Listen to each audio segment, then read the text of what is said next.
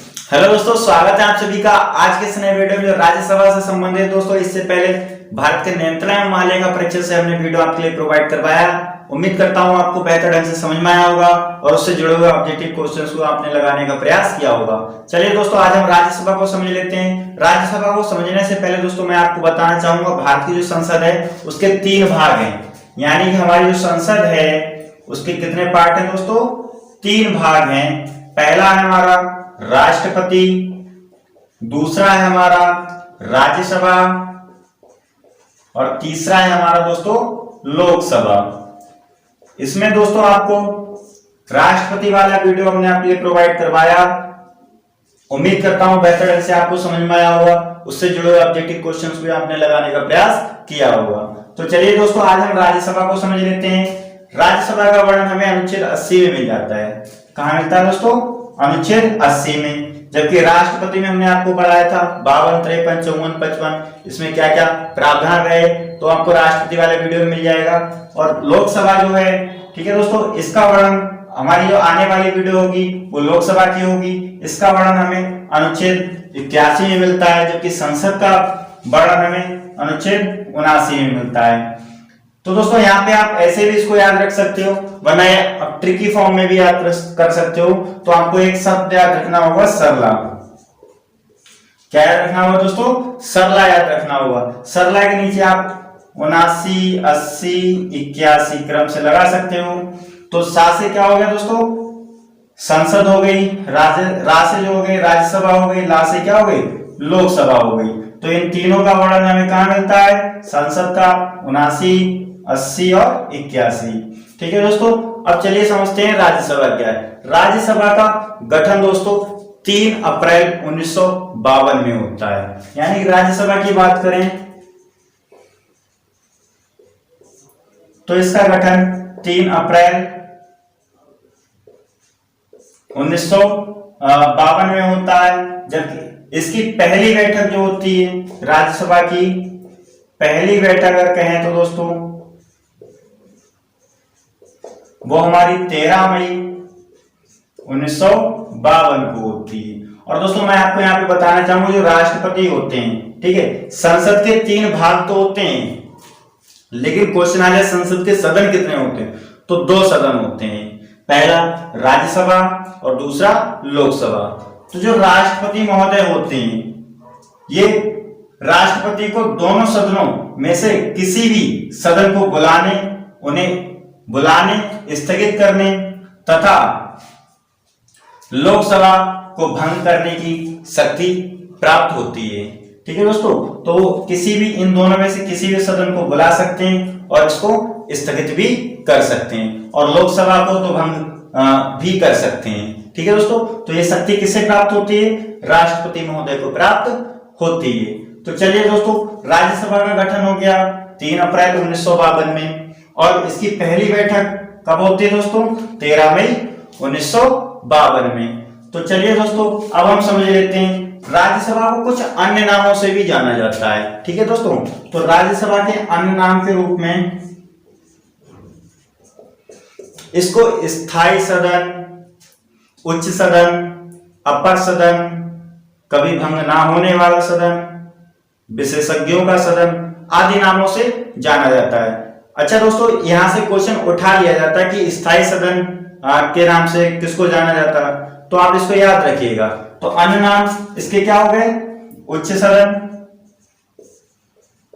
किसके दोस्तों? राज्यसभा के। उच्च सदन, अपर सदन हो गया,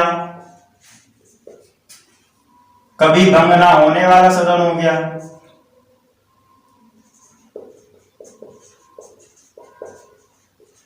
बाला सदन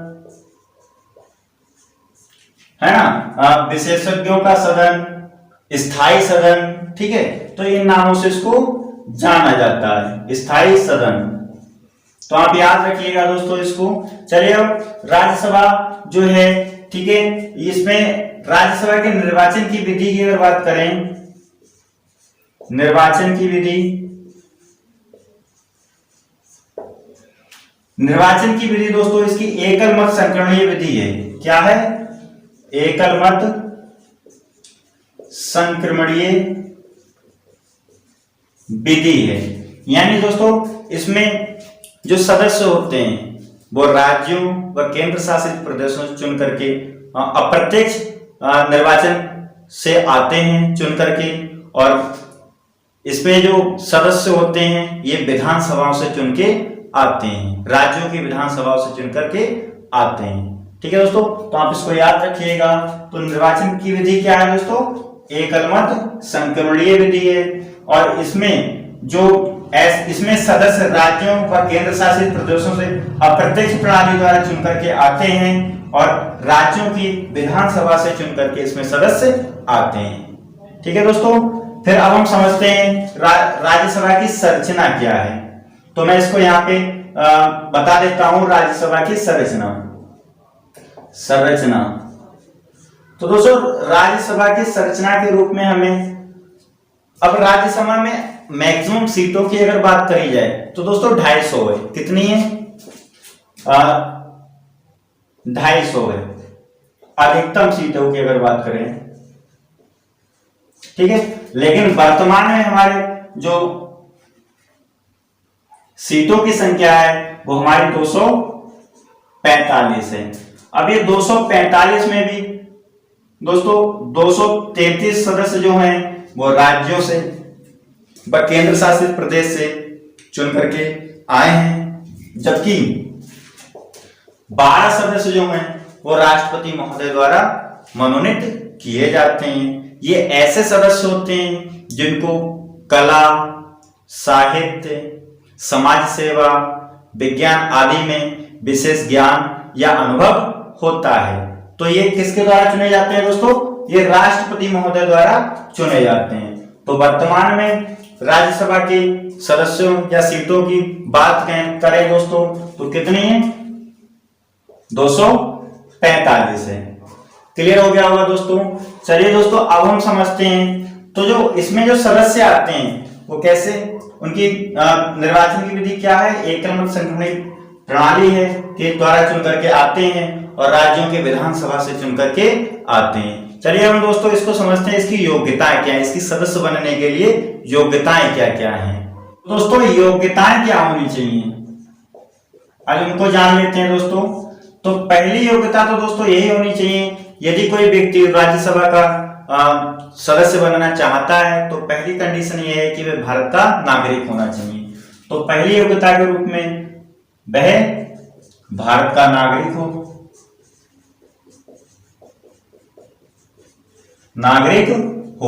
दूसरी योग्यता दोस्तों ये है कि वह 30 वर्ष की आयु पूरी कर चुका हो। यानी कि व्यक्ति कितनी हो दोस्तों 30 वर्ष की आयु होनी चाहिए। फिर तीसरी योग्यता के रूप में मानसिक रूप से स्वस्थ हो, यानी कि दोस्तों पागल या दिवालिया ना हो, मानसिक रूप से स्वस्थ हो। चौथी योग्यता के रूप में दोस्तों लाभ के पद पर ना हो, यानी कि वह सदस्य बनने के योग्य के रूप में चौथी योग्यता है हमारी वो यह है कि वह लाभ के पद पर ना हो, के पद पर ना हो, यानी सरकारी जॉब वगैरह में ना हो। ठीक है दोस्तों, तो आपको ये इतनी योग्यता याद रखनी है दोस्तों। यहाँ पे क्या 30 वर्ष की आयु पूरी कर चुका हो। ठीक है, यहाँ पे राज्यसभा का सदस्य बनने के लिए 30 वर्ष की आयु पूरी होनी चाहिए, तभी व्यक्ति क्या होता है सदस्य बन सकता है। अभी हमने जस्ट पहले आपको बताया संसद में के 3 भाग होते हैं, राष्ट्रपति, राज्यसभा और लोकसभा। तो दोस्तों राष्ट्रपति वाले चैप्टर में हमने आपको पढ़ाया कि राष्ट्रपति बनने के लिए मिनिमम उम्र कितनी होनी चाहिए? 35 वर्ष की होनी चाहिए। और जस्ट अभी आपको हमने पढ़ाया कि राज्यसभा का सदस्य बनने के लिए मिनिमम उम्र कितनी होनी चाहिए? 30 वर्ष की होनी चाहिए। फिर दोस्तों अब देखिए यहाँ पे 5 घटा दे, फिर 5 और घटा दो। लोकसभा का सदस्य बनने के लिए मिनिमम उम्र 25 वर्ष की होनी चाहिए। यानी कि दोस्तों आप इसको ऐसे याद रख सकते हैं, ठीक है, कि संसद के 3 पार्ट होते हैं। पहला राष्ट्रपति होता है दोस्तों, राज्यसभा होता है, लोकसभा होता है। राज्यसभा राष्ट्रपति बनने के लिए 35 वर्ष की आयु पूरी होनी चाहिए, राज्यसभा का सदस्य बनने के लिए 30 वर्ष की आयु पूरी होनी चाहिए और लोकसभा का सदस्य बनने के लिए 25 वर्ष की आयु पूरी होना जरूरी है। ठीक है दोस्तों, तो चलिए दोस्तों अब हम समझ लेते हैं कि राज्यसभा के जो सदस्य होते हैं उनका कार्यकाल कितना होता है। अगर दोस्तों कार्यकाल की अगर बात की जाए तो कार्यकाल दोस्तों होता है उनका 6 वर्ष का होता है। कितना होता है दोस्तों? 6 वर्ष का इनका कार्यकाल होता है। किनका? जो सदस्य होते हैं। ठीक है दोस्तों, फिर अब मैं आपको एक पॉइंट और बता देना चाहूंगा कि जो राज्यसभा होती है, ठीक है, यानी कि राज्यसभा के प्रत्येक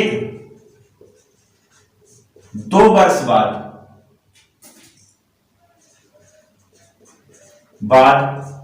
1/3 सदस्य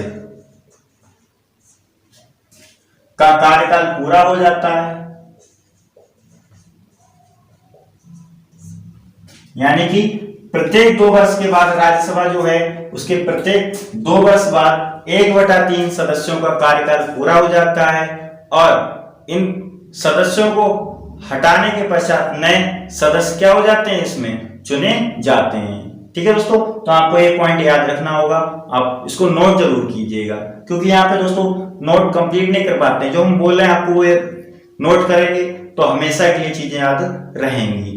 तो चलिए दोस्तों एक पॉइंट के रूप में अब जो राज्यसभा है, ठीक है, इसके जो सभापति होते हैं वो हमारे उपराष्ट्रपति महोदय होते हैं। ठीक है, उपराष्ट्रपति वाला हमने चैप्टर आपके लिए प्रोवाइड करवाया, आप उसको भी देख सकते हैं। ठीक है, चैनल की प्लेलिस्ट में आपको मिल जाएगा, पॉलिटी के प्लेलिस्ट में सीरियल बाय सीरियल पूरी पॉलिटी आपको पढ़ाने का हमने प्रयास किया है और बेहतर ढंग से समझाने का भी प्रयास किया है। आप वीडियो को देखिएगा, फिर उससे जुड़े हुए ऑब्जेक्टिव क्वेश्चंस को लगाइएगा।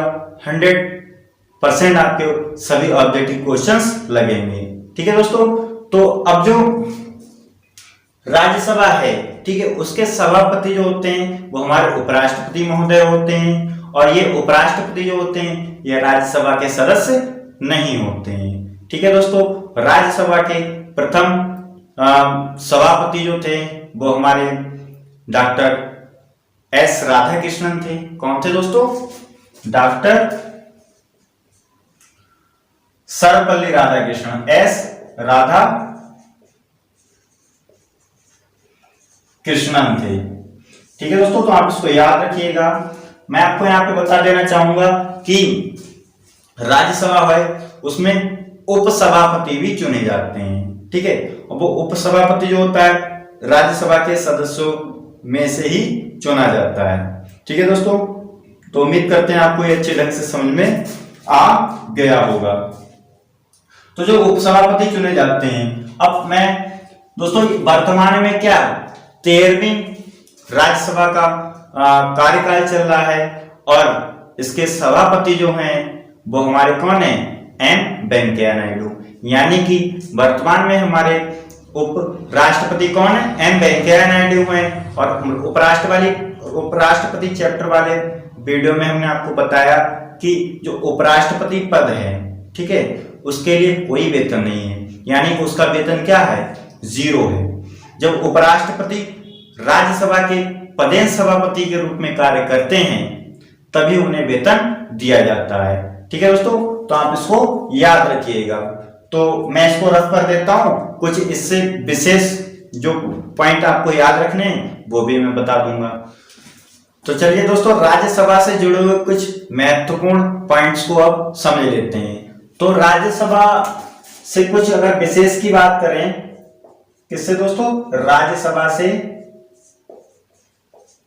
कुछ विशेष पॉइंट की।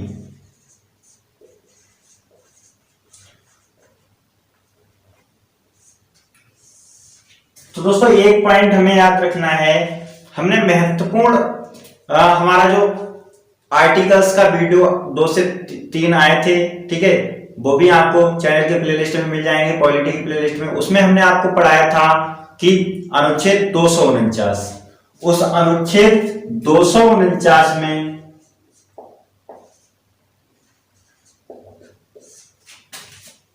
उस अनुच्छेद 249 के तहत यदि कोई राज्य सूची का विषय है और उसको राज्यसभा 2/3 बहुमत से यह पारित कर दे कि यह विषय जो है वो राष्ट्रीय महत्व का है, तो उस पर केंद्र सरकार कानून बना सकती है। जबकि राज्य सूची में दोस्तों राज्य सरकार ही कानून बना सकती थी। और राज्यसभा अगर 2/3 बहुमत से, कौन दोस्तों, राज्यसभा 2/3 बहुमत से यदि ये पारित कर दे कि राज्य सूची का जो विषय है, कोई भी विषय हुआ वो यदि राष्ट्रीय महत्व का हो, ठीक है, तो उस पर केंद्र सरकार भी कानून बना सकती है। ठीक है दोस्तों, तो कहीं ना कहीं ये पॉइंट भी राज्यसभा से ही जुड़ा हुआ है, इसलिए मैंने बताने का इसमें कोशिश की गई। ठीक है दोस्तों, दूसरा पॉइंट हमें याद रखना है कि जो राज्यसभा के सभापति होते हैं यानी कि उपराष्ट्रपति महोदय, यदि कोई असंवैधानिक कार्य कर देते हैं, ठीक है, तो उनको हटाने के लिए सबसे पहले प्रस्ताव राज्यसभा में लाया जाएगा, बाद में लोकसभा में भेजा जाता है। जबकि दोस्तों जो धन विधेयक होता है वो लोकसभा में पारित किया जाता है, बाद में राज्यसभा को भेजा जाता है और राज्यसभा उसको 14 दिनों तक यदि पारित नहीं करती है तो धन विधेयक स्वतः ही पारित हो जाता है। तो ये आप पॉइंट्स को लिख लीजिएगा, तो इन दोनों पॉइंटों को आप अच्छे से ध्यान में रखिएगा। तो चलिए दोस्तों, अब हम समझ लेते हैं एक टेबुलर फॉर्म में कि जो राज्यसभा में सदस्यों की संख्या है, ठीक है, किस प्रदेश से या किस राज्य से कितनी है, ठीक है, तो उसको एक टेबुलर फॉर्म में हम याद करने का प्रयास करेंगे। तो मैं यहाँ पे टेबल एक ड्रॉ करता हूं, उस टेबल के माध्यम से हम याद करने का प्रयास करेंगे। तो इधर मैं राज्य लिख दूंगा और इधर क्या, इधर संख्या लिख दूंगा। तो दोस्तों राज्यसभा में अगर बात की जाए तो सबसे ज्यादा अगर सीटें हैं तो वह उत्तर प्रदेश की हैं। उत्तर प्रदेश की 31 सीटें हैं राज्यसभा में। ठीक है दोस्तों, तो उत्तर प्रदेश की कितनी है, 31 सीटें हैं। ठीक है दोस्तों, फिर दूसरे क्रम में हमें याद रखना है महाराष्ट्र। महाराष्ट्र की सीटों पर बात की जाए तो वो हमारी 19 है। फिर तमिलनाडु, आप इसको नोट कर लीजिएगा, तमिलनाडु की हमारी 18 सीटें हैं। फिर हमारा आ जाता है बिहार, पश्चिम बंगाल,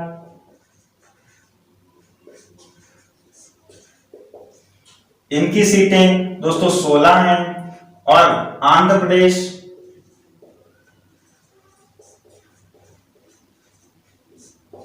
आंध्र प्रदेश हो गया, मध्य प्रदेश हो गया, गुजरात हो गया,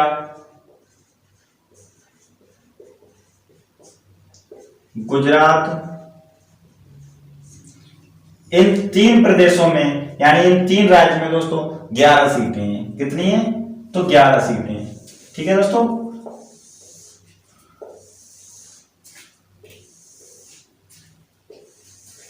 फिर नेक्स्ट राज्य है हमारे, अब आंध्र प्रदेश, मध्य प्रदेश हो गया, ओडिशा और राजस्थान की अगर बात करें तो 10 सीटें हैं। ओडिशा, राजस्थान की राज्यसभा में कितनी सीटें हैं दोस्तों, 10 सीटें हैं। यदि केरला की बात की जाए यानी केरल की बात की जाए तो दोस्तों 9 सीटें हैं राज्यसभा में। ठीक है दोस्तों, फिर केरल के बाद में हमारा पंजाब, असम, तेलंगाना, इनमें कितनी सीटें हैं, 7 सीटें। पंजाब हो गया, असम, तेलंगाना, कितनी सीटें दोस्तों, तो 7 सीटें। कितनी है, 7 सीटें। झारखंड की दोस्तों अगर बात की जाए तो 6 सीटें हैं। झारखंड में 6 सीटें हैं। फिर छत्तीसगढ़ और हरियाणा की अगर बात की जाए तो दोस्तों 5 सीटें हैं। कितनी है? यानी कि छत्तीसगढ़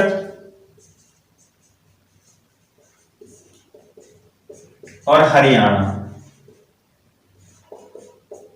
में कितनी सीटें हैं दोस्तों? तो 5 सीटें। हिमाचल प्रदेश और उत्तराखंड की अगर बात की जाए दोस्तों तो 3 सीटें हैं। यानी कि हिमाचल प्रदेश,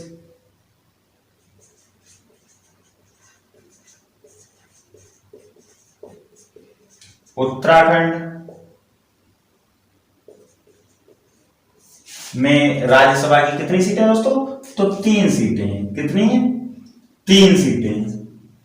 फिर चलिए इसको पहले रिकॉल कर लेते हैं, ठीक है। तो उत्तर प्रदेश में सबसे ज्यादा सीटें हैं किसकी? राज्यसभा की। कितनी? 31 सीटें। फिर हमारा महाराष्ट्र आ जाता है 19 सीटें।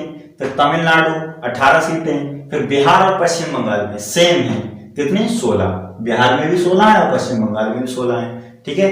फिर आंध्र प्रदेश और मध्य प्रदेश और गुजरात, इन 3 राज्य की अगर बात की जाए तो 11 सीटें हैं राज्यसभा में। और उड़ीसा राजस्थान की अगर बात की जाए तो 10 सीटें हैं। फिर केरल आ जाता है हमारा, केरल की हमारी 9 सीटें हैं। फिर असम, पंजाब, तेलंगाना, इनकी कितनी सीटें हैं दोस्तों? तो इनकी 7 सीटें हैं, ठीक है। फिर झारखंड की 6 सीटें हैं। फिर हमारा आ जाता है छत्तीसगढ़ और हरियाणा की कितनी? 5 सीटें हैं। और हिमाचल प्रदेश और उत्तराखंड की कितनी सीटें हैं दोस्तों? तो 3 सीटें हैं। तो दोस्तों नागालैंड, मिजोरम, त्रिपुरा, इन सब की अगर बात की जाए, सिक्किम वगैरह की, नागालैंड, मिजोरम, त्रिपुरा, सिक्किम, नागालैंड हो गया, मिजोरम हो गया, मेघालय हो गया, मतलब मेघालय, मणिपुर, अरुणाचल प्रदेश, गोवा,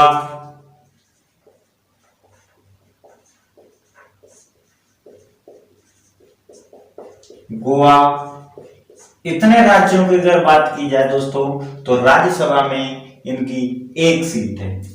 यानी त्रिपुरा में भी राज्यसभा की 1 सीट, मिजोरम में भी, नागालैंड में, सिक्किम में, ठीक है दोस्तों। तो इन इतने राज्यों की कितनी सीटें हैं दोस्तों राज्यसभा में? तो 1 सीट है। कितनी है दोस्तों? 1 सीट। अगर संघीय क्षेत्र की अगर बात की जाए, यानी केंद्र शासित प्रदेशों की अगर बात की जाए तो दोस्तों संघीय क्षेत्र,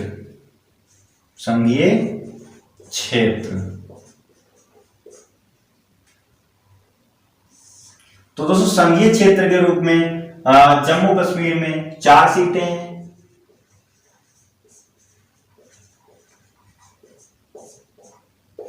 राज्यसभा की 4 सीटें हैं। पांडुचेरी में 1 सीट है। पांडुचेरी में 1 सीट है। जबकि दोस्तों दिल्ली की अगर बात की जाए तो दिल्ली में राज्यसभा की 3 सीटें हैं। कितनी है दोस्तों? 3 सीटें हैं। तो आप ऑल ओवर इसको याद कर लेना, 102 बार वीडियो को देख लेना। निश्चित तौर पे आपको ये राज्यसभा से जुड़े हुए जितने ऑब्जेक्टिव प्रश्न हैं आप उसको लगा सकते हैं। तो दोस्तों उम्मीद करता हूं आपको ये वीडियो अच्छे समझ में आया होगा, और समझ में आया हो तो दोस्तों लाइक कीजिए, यदि नहीं आया तो डिसलाइक भी कर सकते हैं, ठीक है दोस्तों। और मैं उन सभी दोस्तों का धन्यवाद देना चाहूंगा जो मुझे सपोर्ट कर रहे हैं, इस चैनल के माध्यम से हमसे जुड़ने का प्रयास कर रहे हैं, और आने वाले वीडियोस आपको हम जल्दी प्रोवाइड करवाते रहेंगे। और पॉलिटी के जो भी वीडियोस रह गए हैं वो आपको जल्द से जल्द मिलते रहेंगे एक निश्चित समय अंतराल में। तो चलिए दोस्तों मिलते हैं नेक्स्ट वीडियो में, तब तक के लिए जय हिंद दोस्तों।